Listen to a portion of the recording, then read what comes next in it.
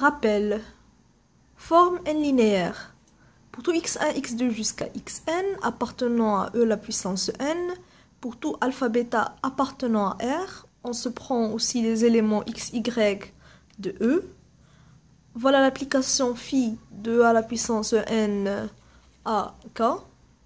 K désigne R ou C. Donc une application phi est dite, donc elle satisfait donc la n linéarité. Elle est une forme n linéaire si donc elle est linéaire par rapport à tous les éléments xi, de i allant de 1 jusqu'à n. Ça veut dire que phi de x1 jusqu'à cet élément alpha x plus bêta y jusqu'à xn, qui est égal à alpha phi de x1 jusqu'à x, jusqu'à xn, plus bêta phi de x1 y jusqu'à xn. C'est comme la linéarité usuelle, mais par rapport à n donc éléments, par rapport à tous les éléments.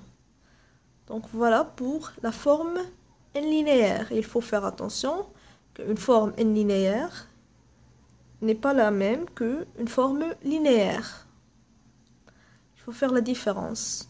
Une forme alternée, si il existe donc i, j, tel que i différent de j, donc de l'ensemble 1n, tel que xi est égal à xj. Les indices sont différents, mais xi égale xj, alors phi de x1 jusqu'à xn est égal à 0.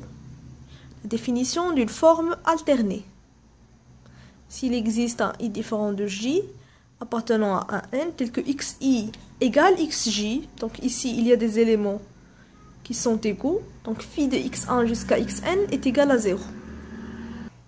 Forme antisymétrique. On se prend donc pour tout i différent de j appartenant à 1 jusqu'à n, phi de x1, donc xi, il y a des éléments xi et xj dans xn, donc si on permute les deux, xj et xi, on va ajouter un signe moins. C'est une forme antisymétrique. Ici, il y a anti, ça veut dire qu'on va ajouter le moins toutefois qu'on va permuter deux éléments, donc xi et xj, tel que i est différent de j. Bien sûr, si i est égal à j avec i différent de j, on va avoir une forme alternée. Donc une forme antisymétrique. Donc en conclusion, si on veut permuter deux éléments xi et xj, on va avoir un moins, un signe moins. Moins xj, xi jusqu'à xn. Ici, il y a une proposition très importante.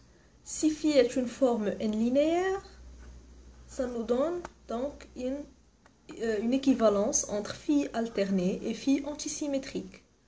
Ça veut dire, quand on a une forme n linéaire, elle satisfait les deux. Si elle est alternée, elle est antisymétrique. Si elle est antisymétrique, elle est alternée. Et on a l'ensemble des formes n linéaires alternées de phi est un K espace vectoriel de dimension 1.